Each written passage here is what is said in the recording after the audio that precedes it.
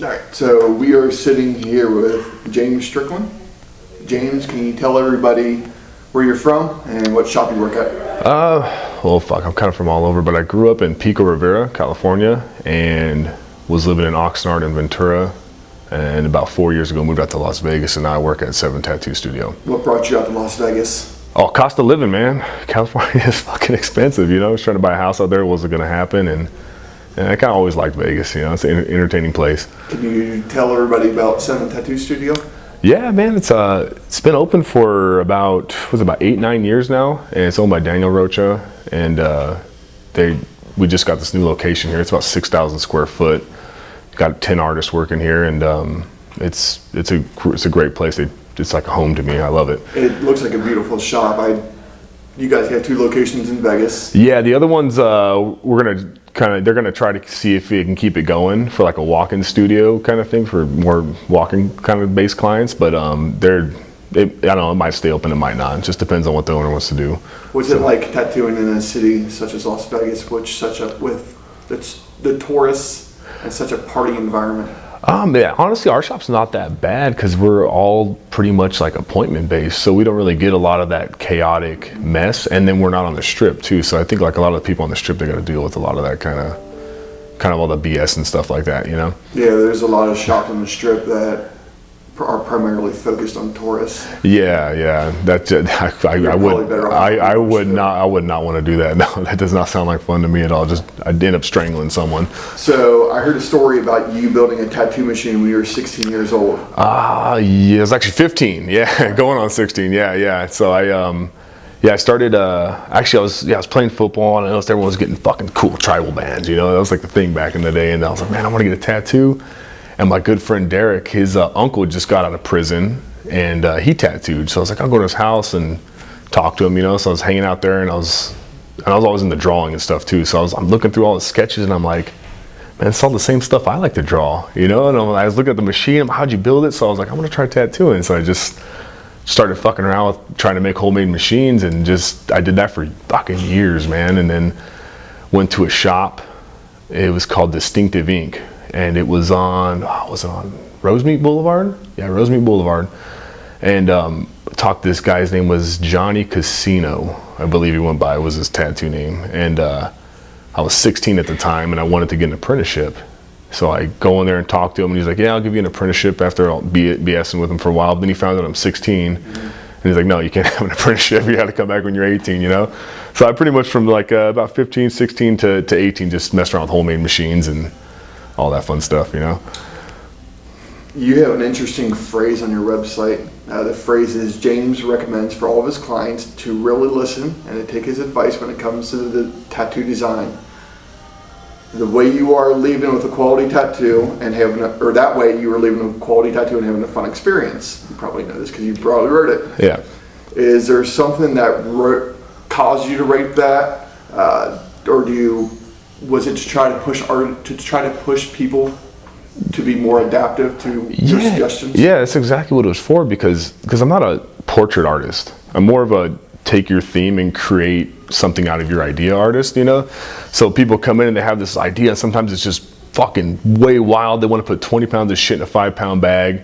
So I try to tell them, I'm like, I can build off your theme and we can make it look good at the same time, but you gotta listen. And some people do, and then those are the pieces I usually post. So those are the people that listen, and we built it the way I wanted to. That's the way it's gonna work. And then there's people that come in and they're like, oh, I want to give you artistic freedom. I'm like, oh, cool. And I start building the design. They're like, I don't like any of that shit. Do it like exactly like I showed you. I'm like, well, why the fuck did you tell me you're gonna give me artistic freedom when you're not gonna give me artistic freedom, you know? So that's why we kind of put that on there to kind of get people to listen, because it works out better when they do, you know? So that leads us to our next question of some artists enjoy when a client says, do whatever you want, artistic freedom completely. Yeah. But then some artists don't really like that because of things like that. If I would come to you and say, James, do whatever you want, and then you show me a design, I'm like, well, I don't like that. Yeah, that's the thing too, is like I don't want to do whatever I want, because like I feel like, you know, I was talking actually to my good friend Josh Duffy, and he said that like that was kind of like a question for like a portrait kind of artist, you know, like, what do you want to tattoo? And it's like, I don't fucking know, man. Like, I build all my designs off their themes. So, like, at the end of the day, I'm like, I don't have a specific picture I want to tattoo. I just kind of, like, sit there, and then the gears start turning, and I build off their theme, and I just go from there, you know? How much direction do you typically want from them? I pretty much man, it's kind of nice when someone comes in, like, I kind of want, like, they come in, they're like, oh, you know, I want, like, a girl's face, maybe, like, something kind of dark or this and that. You know, they kind of just give me, like, a basic structure to build off of, whether it's an owl, a face, a skull, or something. And then they're like, I kind of like the style you do with the swordless shit. Yeah, like a vague idea, you know. Then it kind of leaves it open to kind of get creative with it, you know. You take on, do you take on projects that clients approach with that you're not really thrilled with? Usually no. We kind of weed them out through the emails, but I kind of give them an option of like, hey, I'm not really feeling that idea, but if there's something else you want to do, I'll listen. And sometimes they're like, you know what, I'll change it up and send you something new. And then sometimes they're really stubborn and they'll be like, well, no, I believe in you and you can do it. And I'm like, well, that's cool, you believe in me, but I'm still not gonna do it, you know? Like, what about with clients? I mean, you have a very specific style. Yeah. What about clients that come to you and their tattoo, what they want doesn't match your style? I'll try to work with them and try to get it to push for the style I'm trying to sell. And if not, then I'll do it their way. But then it's just one of those things where it's like, all right, I'll do your tattoo. I'll do it clean. Mm-hmm. I'm not gonna post it because I don't want to keep attracting that kind of business, you know. So. Well, I mean, your Instagram is filled with a very specific style that you are excellent at, and yeah, that's what you want to build your clientele towards. Exactly. Yeah. Sense. Yeah. Exactly. So yeah. Your oil paintings are very remarkable. Oh man, thanks. Do you paint on a regular basis? How often do you paint? And how do oil paintings and tattoos influence each other? I actually been messing up on the painting thing. I haven't been painting for like probably over a year now. I'm really gonna focus on it next year. I've been slacking. I've been just so damn busy with tattooing. Yeah, you know, and then you're tattooing, you're at the shop 8, 9, 10 hours a day doing art. It's kind of hard to want to go home. Yeah, it's like, let's go home and do more art. It's like, no, it fucking sucks, man, you know? And it's just real time consuming and stuff, but I really want to start focusing on it more next year because when you get in the rhythm of it, it's a lot of fun, you know? It's really fun. And I think with the helping out with tattoo wise, it really helps out with, I feel like composition, you know? Like, or when you come to freehanding, you can just sit there and be like, oh, I can just kind of sketch in a hand real quick because you do it with the paintbrush, you know? You just same basic concept, and it kind of helps you loosen up when it comes to freehanding. How big are your paintings today? Yeah, we just moved here, so I don't have them here. It depends, man. I mean, the biggest ones I do, like the last big portrait I did was a Katrina Jade one, and that was like I think 18 by 60 or something like that. Like, it's a pretty big long rectangle one. I could be wrong on that size. But it was. You enjoy doing large scale paintings? You know what? They sound like a great idea when I start them, and then about halfway through, I'm just pissed because I bit off more than I can chew most of the time, you know. So I mean, I really want to start trying to do the smaller paintings, you know, just so I can get them done quicker because the big ones are fucking time consuming, man. Yeah. You visit a lot of different countries. A handful, yeah. I try to. Do you have a favorite, and where else do you want to go? So, oh man. I kind of want to go see a lot of spots. It's kind of hard. That's a big question.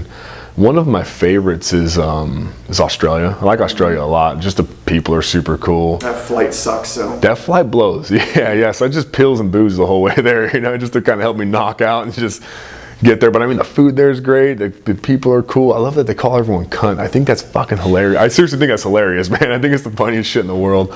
But that's a place I like a lot. I really enjoyed Denmark. I want to go back there. Yeah. We're going to be going to Ireland in about 6 months, working a show out there. Yeah, I've never been before. I want to check it out. Where else is fucking cool, man? Yeah, I've been a couple spots in Europe. Was awesome. I'm going to Cancun in a couple weeks. I want to see. I've never been there, so I'm excited to see. Cancun for leisure?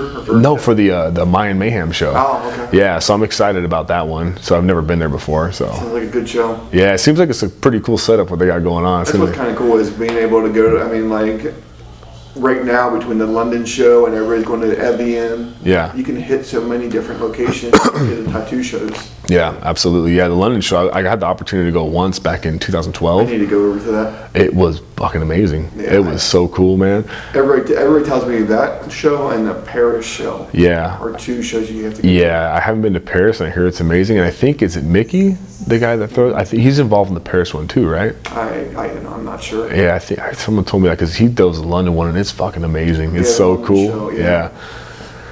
While you're traveling onto all these different countries, do you take the time to actually go and see the country? I mean, do you schedule days where you're not tattooing so you can enjoy your time there? Absolutely. Yeah, I actually try to work a lot less when I travel. Like if I do it, it'll just be like a day or two, and I take the whole. Like, if you're in Australia for 14 days, how much time are you tattooing? Versus? I worked 2 days there when I was there. Like I was actually there for about that time earlier this year, and I did the 2 days at the convention. And I was like, I just wanted to see everything. Because you do that long flight, and I don't want to sit staring at someone's fucking arm the whole time I'm there. I want to go see the country and have fun, you know.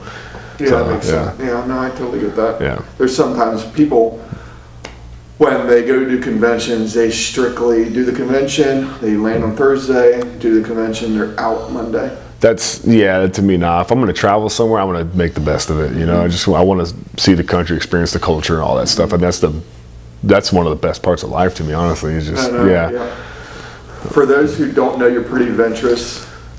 Hiking, climbing, driving side by sides, flamethrowers. Oh yeah, those are fun. Yeah. Is this pretty routine for you, or yeah. What do you enjoy doing outside of tattooing? I love shooting, off-roading. I love like hiking, exploring stuff. It's a lot of fun. I gotta go do the skydiving thing. Everyone's pushing me to do it. Yeah, I'm hoping I enjoy it. You know, I don't want to shit myself trying it out or anything. Did you try buying one of the Elon Musk flamethrowers? No, the not a flamethrower or whatever it's called. No, it was actually the one I had was my friend's, and it was built by, it was like Ion or something like that. But yeah, we had that one on 4th of July because we didn't have any fireworks. We waited too long and there was none available. So I was like, all right, well, we got a flamethrower, and I think we had a Hellcat that was just doing burnouts in the street with the flamethrower. So that's just made the best of it, you know. So what big projects are you currently working on?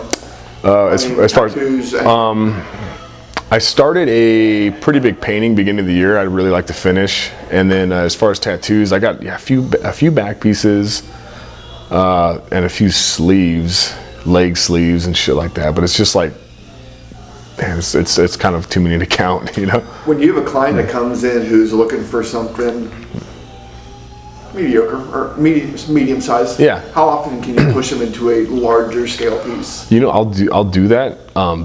A lot of times based on the area. Like if they're like, oh, I want to do like for example their thigh, and if they're like me, if they got a huge thigh, then I'll be like, do the whole damn thing. It's gonna. I tell them, I use the example always that like it's kind of like hanging a small picture on a big wall. It just doesn't look right, you know. So then I'll try to push them to do something bigger, and if they can't, then I'll maybe push it to a better area where I can do it in one session. It could look complete. It could look good the way it's done, and not look, you know, unfinished. So what plans do you have for in remaining 2018, early 2019? I know you said you're going to Cancun. Yeah, the Cancun thing, and then the holidays are coming up, so just enjoying the holidays. I try to take the end of the year to just kind of spend time with family, because I'm kind of like, I pretty much fuck off most of the year, you know what I mean? I'm just gone a lot and just like having fun and stuff. So that when the holidays come, I try to spend time visiting family and stuff. If anybody's interested in tattooed by you, how should they reach out to you? Email is the best way. Yeah, it's tattoojamestrickland@gmail.com. What's your wait list typically like? I think it's around 6 months usually. It's usually around 6 months, but anything like 4 months out and above, we kind of loosely book to leave room for shifting, you know? And if they want, they can be on a cancellation list. Okay. So, yeah. So that's all the questions we have. We cool. appreciate you taking the time to sit down and talk with us. We're huge fans of your work, and we enjoy seeing everything from you. Cool, so man. Thank you very much. I appreciate it. Thanks.